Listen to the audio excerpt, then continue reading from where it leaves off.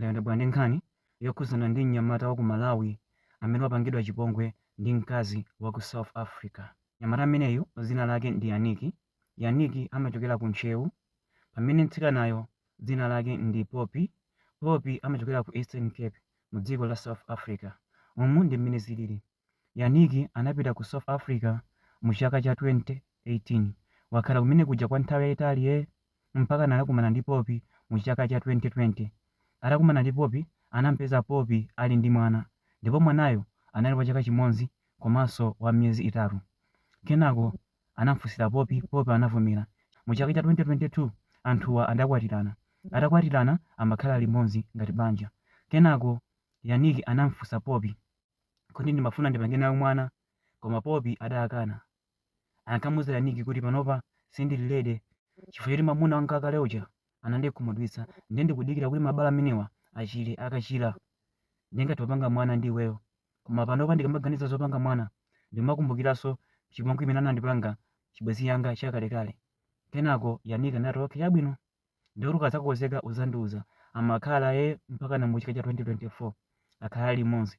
Yannick anamufunsanso Poppy mu chaka cha 2024 panali pa 17 September, koma Poppy anamuwuza kuti panopa sindililede, koma chaka chammawa tizapanga. Ndiye Yannick amadikira mpaka na mu chaka cha 2025. Mu chaka cha 2025 anamuwuzanso chimodzimodzi, panopa sindililede, mwina chaka chammawa tizapanga. Ndiye mu chaka cha 2026 mwezi unowu Yannick anapita ku ntchito. Atapita ku ntchito, pobwera ku ntchito kuja atafika ku nyumba anapeza mkazi uja ali ndi ex wake. Kenako anamufunsa Poppy chochitika ndi chani. Kenako Poppy adayankha kuti uyu ndi ex wanga uja wabwera kuno ndi cholinga choti tizakambirane, panopa tapetsetsana. I think pompano tikhala tikunyamuka kumakakhalira limodzi. Yannick analoda zokhala bwanji. Mkaziyo ndimaganiza ngati kuti iyeyo ndine tinamvana bwinobwino. Atamfutitsitsa Poppy.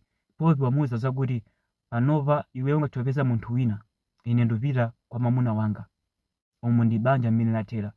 Ndiyenda bwanji ndi nkhani imeneyi ndi cholinga choti anyamata ena akengepo phunziro. Yannick amapanga china chilichonse kwa mkaziyo.